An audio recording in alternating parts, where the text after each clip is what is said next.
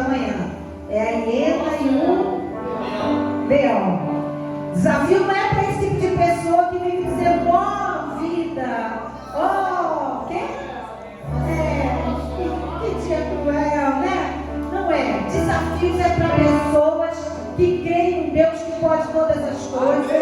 Desafio é para aqueles que querem uma mudança de tal maneira que onde quer que ela esteja, possa mostrar belos frutos em sua vida. E assim Deus falou assim ao meu coração com essa palavra que está em Isaías capítulo 5. Isaías capítulo 5, nós iremos ler do versículo 1 ao versículo 7.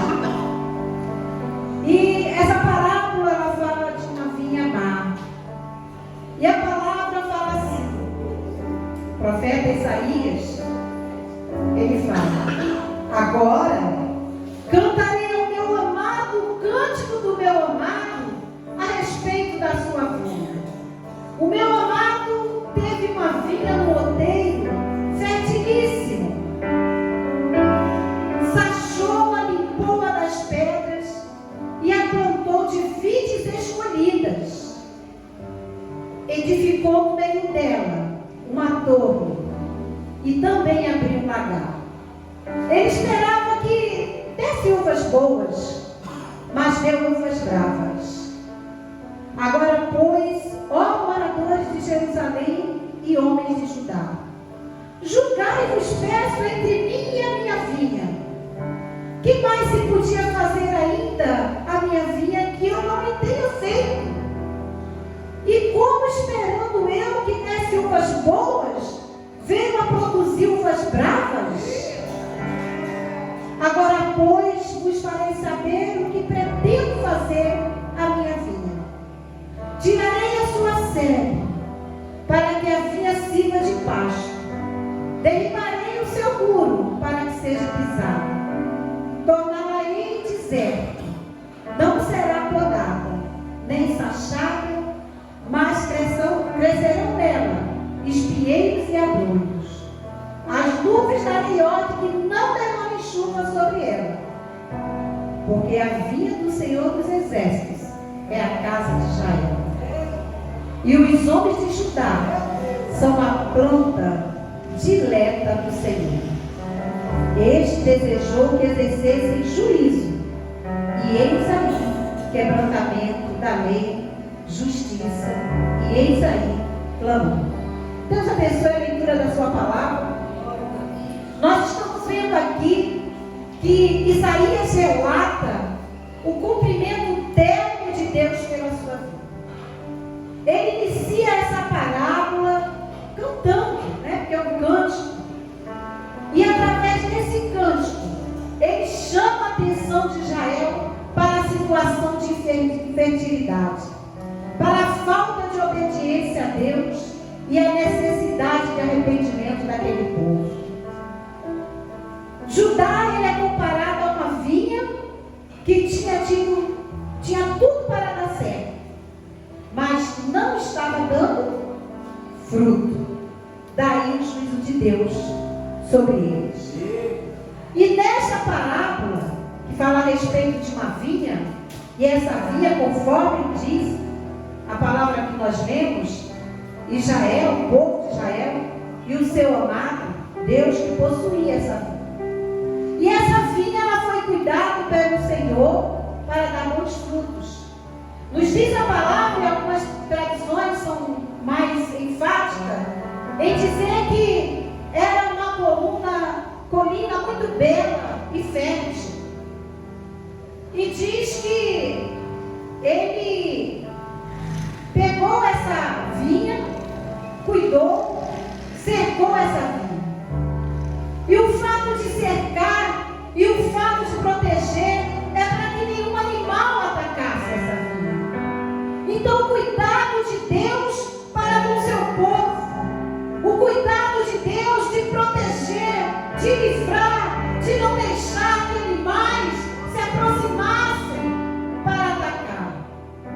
E nos diz a palavra também, com detalhes, que ele tirou as pedras, algo que nós ver quando fomos em Israel que existem muitas pedras em Israel. E nos diz que naquele cuidado com a vinha, além de ter cercado, ele tirou as pedras. E eu quero entender que ele tirou algo que poderia impedir daquela vinha crescer, daquela vinha de dar frutos. E eu quero entender também esta noite que da minha e da sua vida, ele tirou pedras que têm impedido de nós ouvirmos, de nós nos aproximarmos, de nós entendermos a vontade de Deus para as nossas vidas. Então, nos diz que ele tirou as pedras. Deus tirou tudo que estava ali atrapalhando de alguma maneira. E ele tirou, amada igreja, da minha e da sua vida, aquilo que nos impede de glorificar a Deus. Às vezes nós deixamos fluir pensamentos duvidosos sobre servir ou não servir ao Senhor. Isso são pedras. Às vezes ficamos em dúvida se Ele pode ou não pode fazer. Ele é Deus Todo-Poderoso e a igreja precisa entender isso. Mas nos diz mais, nos diz a palavra que Ele plantou as melhores videiras. Ele plantou as melhores videiras. Olha o cuidado de Deus. Ele limpou, tirou as pedras, cercou antes disso, tirou as pedras e plantou as melhores videiras. Nos diz a palavra também que ele ergueu uma torre. E torre é lugar de vigia. Torre é símbolo de vigilância na vida do servo de Deus. Vigiar para que pedras não sejam lançadas em nosso coração, em nossa vida, deixando assim que outras palavras que não edifiquem, que não glorifiquem a Deus, se enraizem dentro de nós. Então nós precisamos vigiar. Diz a palavra que ele ergueu uma torre. Muito interessante tudo isso, porque quando se trata de Israel, nosso Deus, ele é sempre cuidadoso. Ele nos vê com detalhes. Ele vai tirando aquilo que nos impede de glorificar o seu nome. Mas nos diz a palavra também que ele construiu um lagar. Acompanhe, igreja. Ele construiu um lagar. E um lagar é um tanque de prensar uvas. Um lagar é um tanque de prensar uvas. E por que ele construiu um lagar naquela vinha? Porque ele estava antecipando, neste momento, a produção de um vinho muito melhor, de um vinho muito bom, de um vinho sem mosto, de um vinho que edifica, de um vinho que transforma. No entanto, nos diz a palavra que nós lemos sobre essa vinha má, que apenas uvas podres cresciam nessas vinhas. Ora, vejam só essa situação. Foi tudo feito com tanto carinho, com tanto cuidado. Foi tirado aquilo que impedia a adoração do nosso Deus. Mas, meus irmãos, eu quero pensar que esse lagar, de uma forma espiritual para as nossas vidas, é como nós vivemos a vida e a caminhada cristã. Porque todos os dias nós somos prensados. Nós somos, muitas das vezes, humilhados. Nós somos torturados. Nós somos pisados. Mas isso é para que nós possamos produzir algo muito melhor. E aí nós podemos então entender que no meio dessa pressão que nós vivenciamos, espiritualmente falando, nós podemos clamar e nós podemos falar em alto bom som: vivo não mais eu, mas Cristo. Cristo vive em mim. Vivo não mais eu. Eu sou pisado diariamente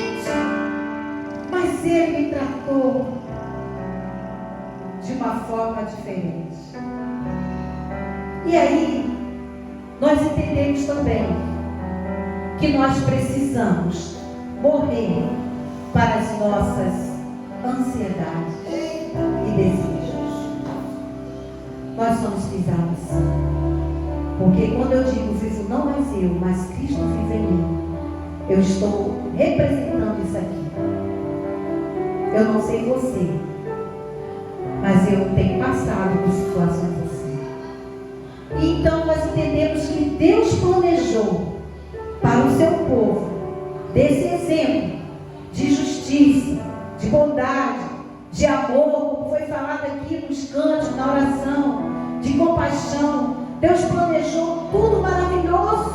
Profeta pensou, poxa, já falei, já preguei, a gente ensina, a gente fala, e nada acontece, não há mudança, não há transformação, não há multiplicação, não há frutos. O que está acontecendo? Deus planejou aqui tudo do melhor e me fez lembrar lá no Jardim do Éden, lá no início, onde Deus planejou tudo maravilhoso, mas o homem preferiu dar ouvido a quem não devia. E quantas vezes nós damos ouvido a quem não devemos? O profeta aqui, ele resolve então, orientado por Deus, pelo Espírito de Deus, cantar para ver se chamava a atenção daquele povo. A gente só falta pregar plantando bananeira, ensinar pendurado no ventilador para ver se algo diferente acontece, para ver se os frutos bons aparecem, para ver se a igreja multiplica, para ver se os frutos aparecem, para que outros possam então saborear. E aí nos diz a palavra aqui através do profeta cantando. Bom, eu vou cantar agora, eu vou usar uma parábola que é no meio que os servos de Deus usavam no passado, muitos de Jesus também usou para chamar a atenção daquele povo. Não é para sair do mesmo jeito que entrou. Então, Deus se decepcionou com o povo de Israel. Deus se decepcionou com o seu povo, porque eles se distraíram com as coisas do mundo, porque eles se distraíram com aquilo que não era para dar glória a Ele. Deus se decepcionou. Ele tinha expectativa de colher uvas muito boas, nos diz a palavra, mas infelizmente isso não aconteceu. Ele só produziu uvas amargas, mesmo ele cantando para chamar a atenção, mesmo ele tendo todo o cuidado. Estão entendendo, igreja? Todo o cuidado, tratando, limpando, cercou, escolheu a melhor colina, escolheu a melhor terra, escolheu as melhores videiras, esperando o melhor do seu povo, esperando o resultado do seu povo. É como se Deus estivesse falando para os nossos corações, para o meu coração. Eu cuidei de você, se lembra? Você lembra de onde eu te tirei? Você lembra como você estava? Você lembra as situações que você passou? Eu estava ali te cercando, eu estava ali te protegendo, eu estava ali tirando as pedras do teu coração, da tua vida. Eu estava cuidando de você para que você dê bons frutos. Eu cuidei de você. Eu morri por ti, eu tirei o pecado da sua vida e trouxe ele sobre meus ombros. Mas o que vocês fizeram? O que vocês estão fazendo? Cadê os frutos? Cadê a multiplicação? Cadê a multiplicação da igreja? Cadê as vidas? Onde elas estão? Eu ofereci o que é de melhor. Eu ofereci para cada um de vocês o que eu tinha de melhor. Eu ofereci o que vocês têm feito. Cadê o resultado?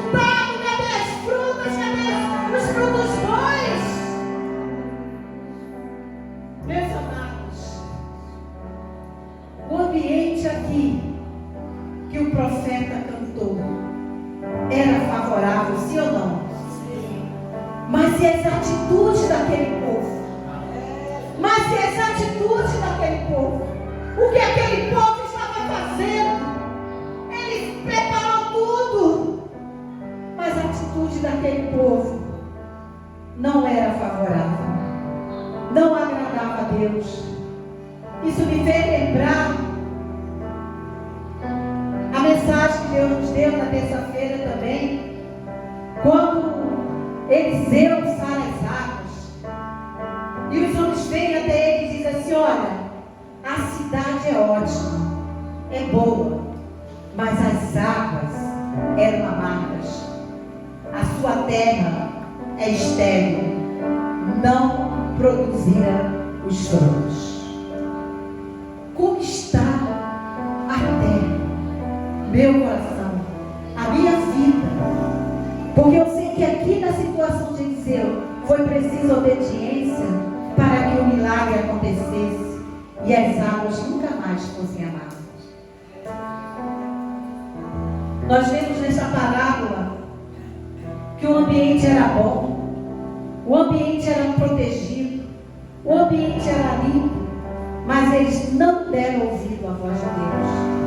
Eles estavam distraídos com outras coisas. Eles desprezaram o cuidado de Deus. Lembra do que Deus fez contigo? Lembra do que Deus fez comigo? Lembra quando você estava chorando? Lembra quando você estava no chão? Lembra quando você achava que nenhuma porta se abria para você? Está lembrado disso? Hoje, essa noite, nós estamos aqui para trazer à memória a sua igreja, o cuidado que eu tenho para com o meu povo. E nos diz a palavra, nos diz a Bíblia, que aquele povo distraído, que sabia do cuidado de Deus, que entenderam o cuidado de Deus, eles não deram ouvido ao que Deus tinha preparado para eles. E por isso, eles foram levados cativos pelos inimigos. Mas Deus, no seu grande e eterno amor, depois de tudo isso acontecer, o amor dele pela sua criação, ele providenciou uma nova oportunidade para que o ser humano pudesse retornar ao propósito original pelo qual foi criado. Só Deus mesmo. Só Deus mesmo. Deste lado todo cuidado, preferiu virar as costas. E aqui, o profeta, através de um cântico para chamar a atenção do povo, mostrou que Deus tem todo cuidado. E o povo, mesmo assim, não deu ouvido. E houve a justiça de Deus sobre eles. Aí Deus, aquele amor maravilhoso, ele, vou dar mais uma oportunidade para o meu povo. Ele está dizendo essa noite para a igreja viva. Ele está dizendo essa noite para você que adentrou aqui, que Ele está dando esta nova oportunidade de mostrarmos os frutos. E que oportunidade é esta? A razão do nosso viver, a razão de estarmos aqui, a razão da igreja existir, a razão do amor dele, Jesus Cristo. É esta nova oportunidade. Queremos lembrar que o ambiente onde estava construída a vinha era favorável. Sim ou não? Sim, era favorável. Agora eu vou fazer uma pergunta para a amada igreja. No Gólgota, o ambiente era favorável também? Era favorável? Tudo maravilhoso? Era, igreja? Responda! Não era favorável o ambiente, mas ele ouviu a voz do Pai, ele obedeceu, ele frutificou, a missão foi cumprida, Deus foi glorificado, e esta noite nós estamos aqui, igreja, por essa nova oportunidade de frutificar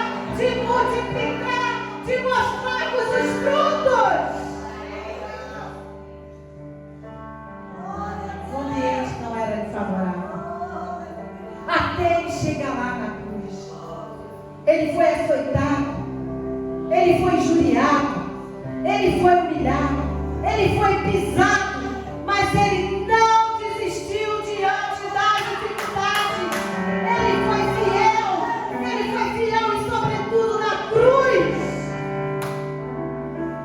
O que eu entendo no meu coração é que usar desculpas para não ouvir a voz dele não convence.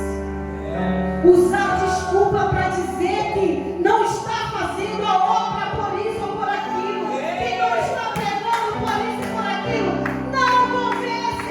Se somos servos dele, vamos ouvir a voz do Pai, vamos ser fiel, vamos continuar, vamos aceitar a proteção dele e vamos oferecer grandes frutos.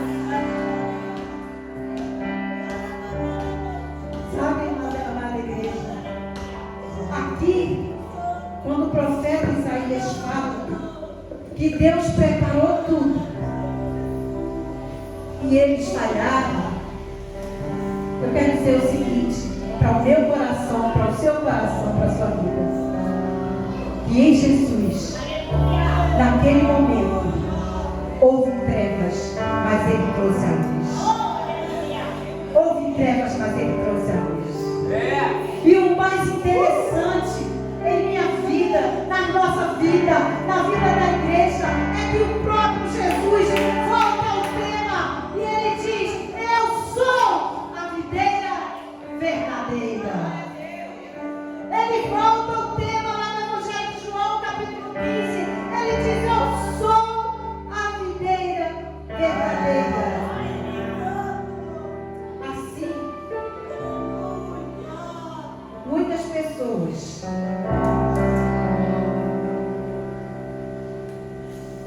são chamadas para a sua luz em uma sociedade má, em uma sociedade corrupta. Nós estamos nesse meio, nós estamos no meio em que as pessoas que a gente pensa que são nossos amigos nos traem. Nós estamos numa situação onde muitas vezes dão palmadinha nas nossas costas e depois vão apontar conosco. Nós estamos vivenciando dias maus, ele está voltando. Cadê os nossos frutos? Somos pisados todos os dias.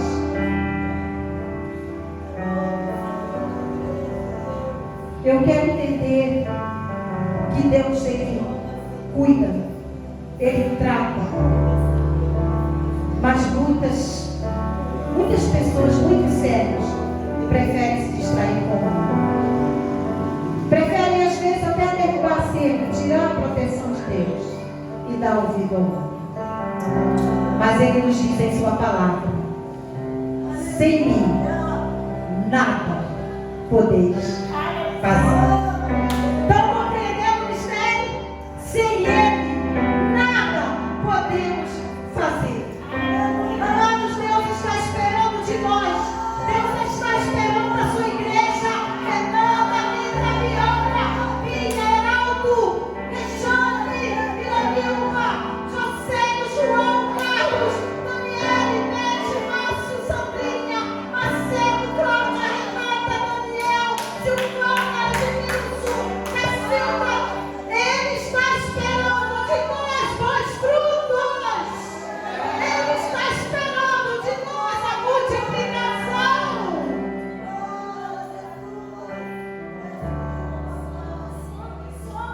Apesar das circunstâncias, apesar da tristeza que muitos causam nessa vida, apesar das coisas não andarem do jeito que a gente quer, do jeito que a gente pede, ele está esperando de nós resultado, porque ele tem cuidado de nós. Amada igreja, nós temos a tendência à inclinação do mal, mas nós compreendemos através da sua palavra que sem ele nada podemos fazer. Nós estamos destinados a sermos cortados e lançados fora, porque nós precisamos entender que com ele e por ele são todas as coisas. podemos escolher fazer parte de uma videira verdadeira ou ficar sob os cuidados do agricultor, ou se distrair com aquilo que o mundo está oferecendo. Podemos frutificar se cumprirmos com a finalidade para a qual fomos criados.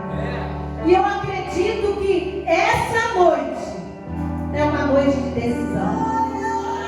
Que voz que nós vamos ouvir? Permanecer em mim e eu permanecerei em vós. E se alguém permanecer em mim e eu nele, esse dará fruto. Meu Pai é glorificado pelo fato de vocês darem muito fruto. E assim sereis meus discípulos. Amada igreja, caríssimos irmãos, a palavra de Isaías não precisa ser a nossa história. Ele está voltando. Vamos seguir o ensinamento do Mestre Jesus. Vamos permanecer nele e nos tornar videiras de muitos, mas de muitos e bons frutos. Israel, ele fracassou em produzir os bons frutos. Mas hoje, nós temos a oportunidade de se achegar a Jesus e produzir frutos de honra, onde emana o amor. Que tipo de videira você é? A videira do passado, em Isaías, que fracassou em produzir os frutos que Deus esperava? Ou a videira que está enxertada na videira verdadeira? O que a igreja quer? Porque essa noite ele quer entender o que a igreja quer, do jeito que está. Não dá para continuar. Temos que multiplicar, temos que apresentar bons frutos, temos que glorificar a Deus. Aquele povo, na parábola de Isaías, da videira má, fracassou, decepcionou. Eu não quero fracassar. Eu não quero decepcionar, pastor. Por isso estou aqui de novo. Eis-me aqui, Senhor. Não quero te decepcionar mais. Eu quero apresentar para ti, Senhor, os bons frutos. Eu quero apresentar os bons frutos diante da videira verdadeira.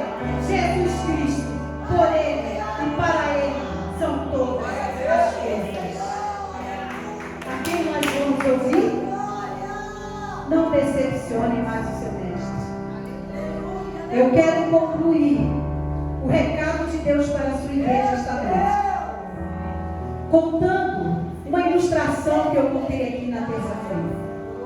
E essa ilustração fala de um senhor que estava para se aposentar. E ele construía casas.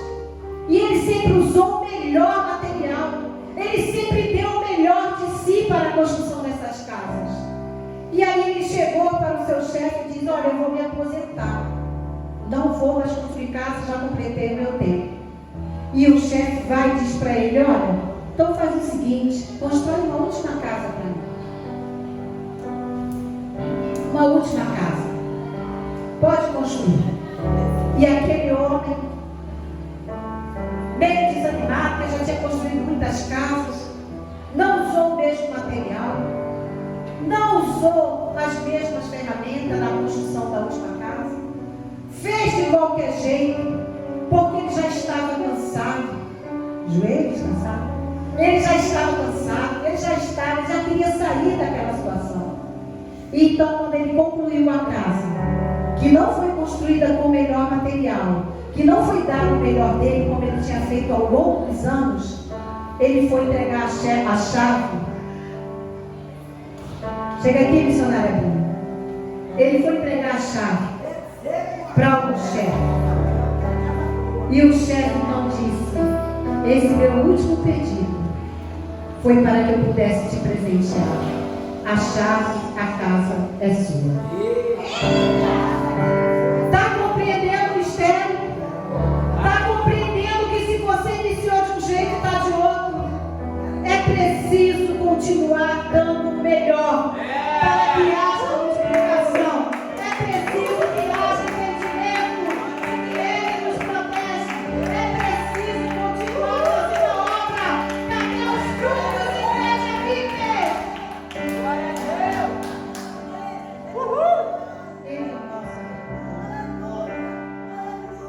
Eu quero entender que esta noite nós vamos apresentar a Ele o nosso melhor, a nossa melhor adoração, o nosso melhor louvor. Vamos fazer o que de melhor nós fazemos para Ele.